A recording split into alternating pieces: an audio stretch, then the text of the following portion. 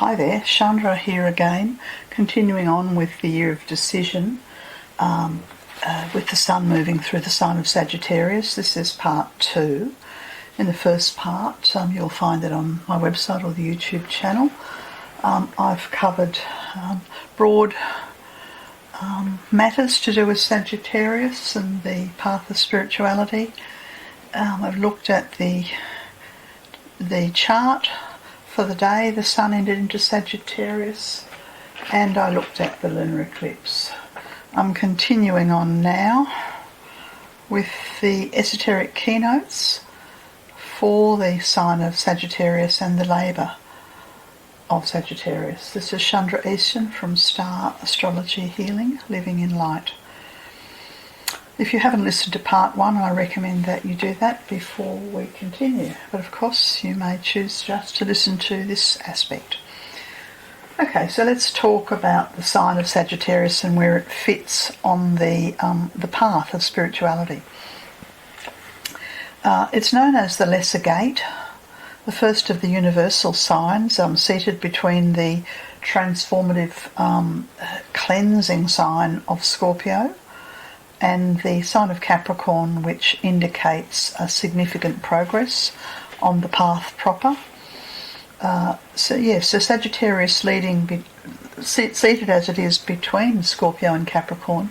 I like to think of it as Scorpio. We go down into the depths, down into the valleys, get down into the caverns, down into the subconscious, into the past lives. We do a lot of cleansing and clearing out and stripping back of everything that's weighing us down, that's giving our ego power.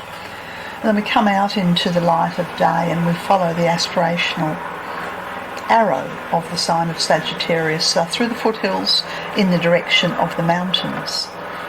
I've never really been a mountain climber. I have aspirations to be a mountain climber and to go into Nepal and Tibet and the high mountains. They're represented by the sign of Capricorn.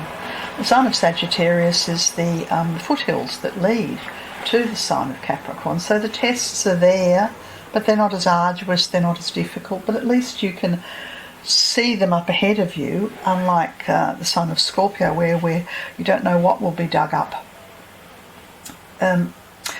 So we're following the arrow, the bow and arrow of the archer. We're following the rider on the white horse. We're moving towards greater clarity. The rider on the horse is the soul in control of the personal self, following the arrow of inspiration. The exoteric ruler of Jupiter, exoteric ruler of Sagittarius, if we're using Sagittarius in a worldly capacity, is the planet Jupiter. And the keynote for the planet Jupiter is let food be sought. To me, this means that we can fill ourselves with everything that the earth has to offer us, on a physical, on a worldly, on a material, on a sexual, on a sensual, on a money level, on a pride level, but does it fill us? Is that the food of the soul? Not necessarily. Of course, we all go through those phases in our lifetimes, following the exoteric broad path, as it's called, of Sagittarius, but and the rays, and I won't go deeply into the rays because it's too large a subject, but I'll just say that if we're following the broad exoteric path of Sagittarius, then we're following the 4th, the 5th, and or the 6th ray. The 4th ray of conflict through harmony, the 5th ray of trying to discern what's real and what's unreal, and the 6th ray of really deciding what is it that we hold dear and what is it that we will aspire to above all else. Eventually, having gone through the cleansing clearinghouse of Scorpio and moved from the anti-clockwise to the clockwise direction, we arrive at the sign of Sagittarius. We either arrive at it in preparation to take the first great leap forward, the first initiation, or maybe further along down the path. But either way, when we arrive at it, Sagittarius then is ruled by the earth. Now the Earth is completely missing in traditional astrology and is only used in esoteric astrology, and it is the degree and the sign and the degree and the minute directly opposite your sun. So if you're a Sagittarian, then your Earth, the planet you're standing upon, living and breathing upon, is the sign Gemini. If you're a Leo, then your Earth is in the sign of Aquarius. It's always directly opposite. What the Earth represents is a point of Dharma, a point of integration, a point of synthesis where your higher self can use the best that you have accumulated in your lifetimes upon Earth to serve the world, to make the world a better place, to serve humanity. So it's extremely important that you understand the Earth in your chart. And of course the Earth in the chart that we're working with is of course in Gemini, and it's in 0 degrees of Gemini because the Sun was in 0 degrees of Sagittarius when it entered. Yeah. Okay, so all Sagittarians have the Dharma point, the Earth in Gemini, and they need to find a way of bridging the heart, the speech and the mind. The Esoteric Keynote for the sign of Sagittarius, which applies to all of us, whether or not we've got the Sun in Sagittarius, although it's more important if you have the Sun there or the Ascendant there or the Moon there, is I see the goal, I reach that goal, and then I see another. And this keynote of looking to the far horizons and aspirationally moving with great speed, but focused speed, towards that goal, until we reach that goal, and then not stopping there, but looking again to the far horizon, to the next goal, and remembering that these goals are goals of the soul. And the goals of the soul can be broadly defined as those things which bring us on rapport with our higher self, goals of self-healing, meditation, goals of higher study, goals of service to others, cleansing and purifying our karma, whatever that may be, or a goal of doing something that contributes to the world, that makes the world a better place. Sagittarians who are affiliated or in touch with their soul, they respond to vision, inner vision or outer vision. Yeah? And the one-pointed aspirant, that is the Sagittarian approaching the path proper, becomes eventually the archer riding upon the horse of the personality, going straight forward to the goal, whatever it is that your soul has set. The esoteric ray for the Earth, for Sagittarius, is the third ray. This is the third ray of active intelligence, where we work actively and intelligently from the heart in the world. People have the third ray strong, have many projects on the go, often have a lot of tests and trials associated with money, and in the highest expression of the third ray, I would say that there's a relationship with the Holy Mothers of the Earth and a capacity to bring healing to humanity and to the Earth. You'll find those with the third ray in many walks of life. Yes, but it is the Earth that is important, the planet Earth that is important, and being able to focus, because focus is the key issue for Sagittarians, and the greatest danger for if you have a lot of Sagittarius is that you'll go off in many directions simultaneously and not do anything well. The greatest danger from the personal perspective is that you will follow a false leader idealistically and get involved in all kinds of conflict and have some sort of distortions of truth. Okay, I shall leave that now and move on to the labour of Hercules, known as the killing of the Stymphalian birds. Yeah, killing, you could think of it as transmuting or transforming. And I'll read you a brief story of the test that Hercules, who is the world aspirant who became the world disciple, and what is it that he needed to overcome within himself through this labour, the ninth. So from the old commentary, we have the words that Hercules now stood at the ninth gate, and the task ahead was to find the marsh of Stymphalius and rid it of the birds that dwelt there wreaking havoc. He searched and at length came to the marsh and saw the huge screeching birds. They were hideous, large and fierce, with iron beaks sharpened like swords, feathers like steel shafts and talons to match. When they rose, they blocked out the sun. Hercules sought for a way to rout them. He took two cymbals that sounded with a screeching, unearthly sound, blocking his ears, and he waited until twilight when the birds were still. The dissonant clanging and dinning of the cymbals disturbed the birds, who rose wildly, confused and in a disarray. They flew off, never to return. Silence returned. Okay, so let's examine some of the aspects of this training and this test and this teaching for those with Sagittarius. We have to find the marsh of Stymphalius. Now, the marsh is an astral word, yeah, and rid it of the birds that were there. Now, the birds represent thought, negative thought, erroneous thought, the thought of the ego, the mental chatter.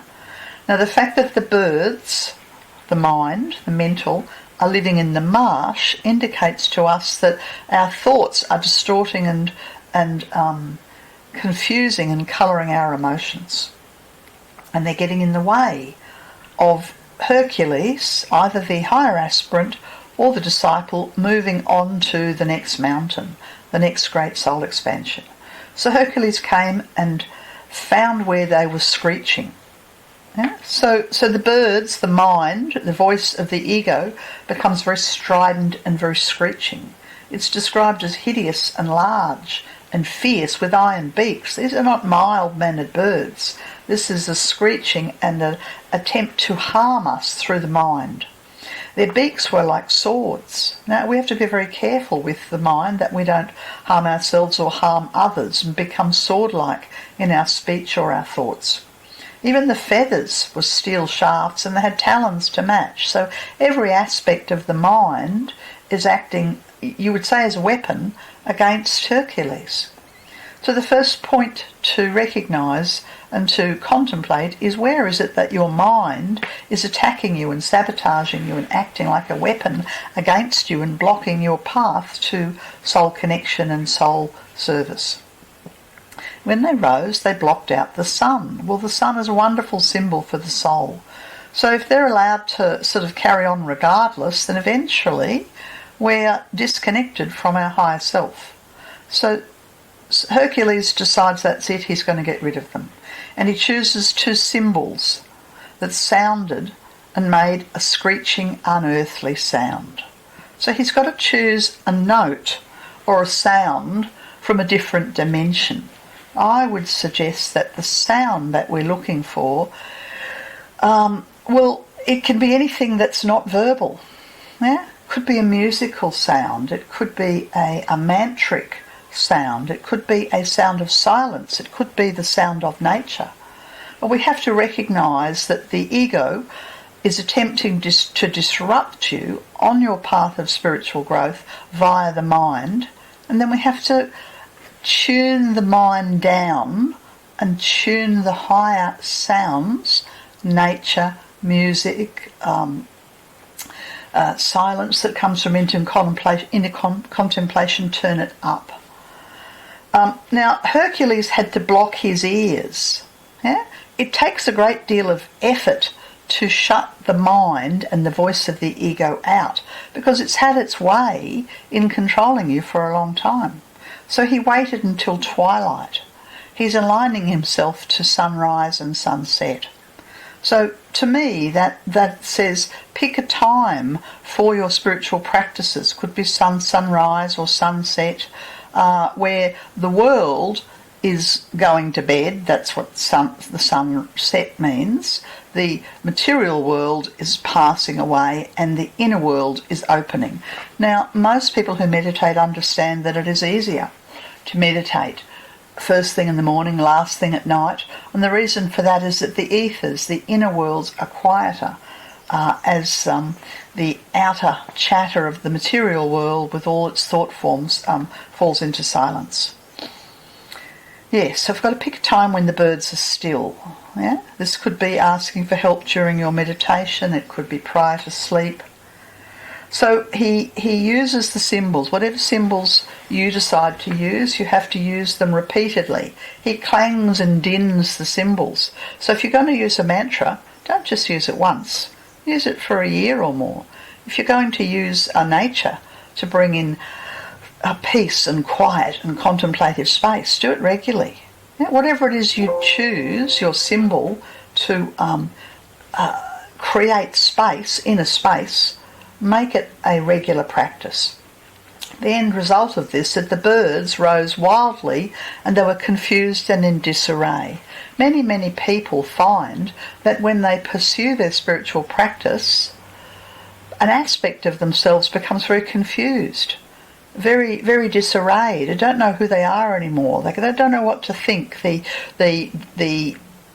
power of the rational mind has been disrupted by the higher note of the soul, and confusion is often the result. So if you're feeling confused and in disarray, I'd take that as a very good sign that you're moving in the right direction to unseat the wild birds of your mind from having power over you and blocking your path to spiritual awakening. Eventually, these vicious birds flew off, never returned. Now, if you start meditating and you expect to enter into bliss in 3 months or 6 months or a year or 3 years and it doesn't happen, well, it's because the birds have been in control for a lot longer than that. You need to persist with the contemplative practices until the birds fly off, the mind leaves you in peace, however long this takes. If this is the first lifetime that you've attempted to do this, it could take years, decades. If this is a practice that you have had from other lifetimes, it may take a lesser period of time. Persistence until the inner silence dominates, until the inner silence overtakes. That's the lesson. Okay, so in a nutshell, the lessons of Sagittarius are restraint of speech. Don't give voice to negativity. Through control of your thoughts, witnessing your thoughts but refusing to give them the power of your speech. Eventually, what this does is erode old belief systems, old attitudes, old programs. The power of the mind is worn away, just like the ocean will eventually wear away a cliff. Yeah, there's an attrition of the old programs. This takes effort. We don't know whether it's going to take you a year, a decade, or the rest of the incarnation. But the sooner you start working with the bringing your mind, the wild, vicious birds of Stymphalia, under control, the sooner your higher self will breathe a great sigh of relief. Sagittarius is known as the sign of silence. And in the ancient mysteries, the candidates for admittance had to keep silence until they understood right speech. I still remember to this day the first Vipassana meditation that I went on, where the order of the day was to be silent for a week. I nearly went bananas. My mind, my ego nearly went bananas. My ego likes to talk and to think and to interchange and blah, blah, blah, blah, blah. So I'd chosen a week of enforced silence. But eventually what happened towards the end of that week was there was a great inner sigh happened, a deep relief, a deep sense of thank goodness for that.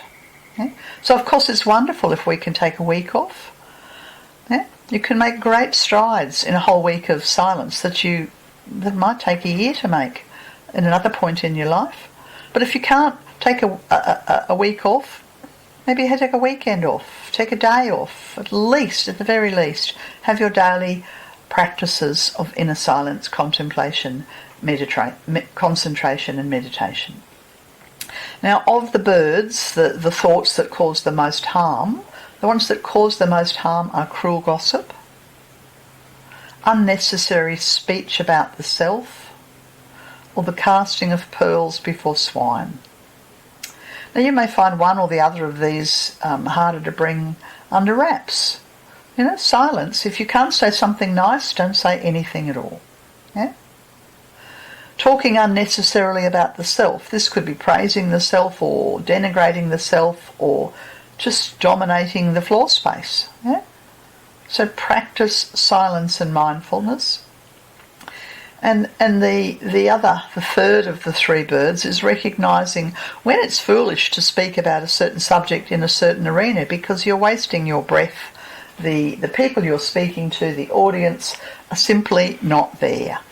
And of course we have a lot of discussion around this with social media and the fact that we speak to people who agree with us in social media, generally speaking, and we don't then get the practice of speaking respectfully to those who hold a different point of view, who disagree. Yeah? And of course there's a lot of, what do they call it, sledging online, gossiping and cruelty, and people feel they have license to let fly their mind and their speech through social media. Yeah? Other people feel that they would like to try and convert someone with their idea, their view, their whatever. So just ask yourself, am I engaging in cruel gossip? Am I speaking unnecessarily about myself? Or am I speaking in a way that is really a waste of breath, casting pearls before swine? It's important to remember that words are potent. They are words of power. And the goal really is to strive for ahimsa and to try and bring under wraps, moment by moment, day by day, month by month, year by year, decade by decade, negative critical thoughts, self-pitying thoughts, gossip. There is much food for thought in this teaching of the sign of Sagittarius. I hope you find it useful. And of course, please remember that this is what I do in my life, is I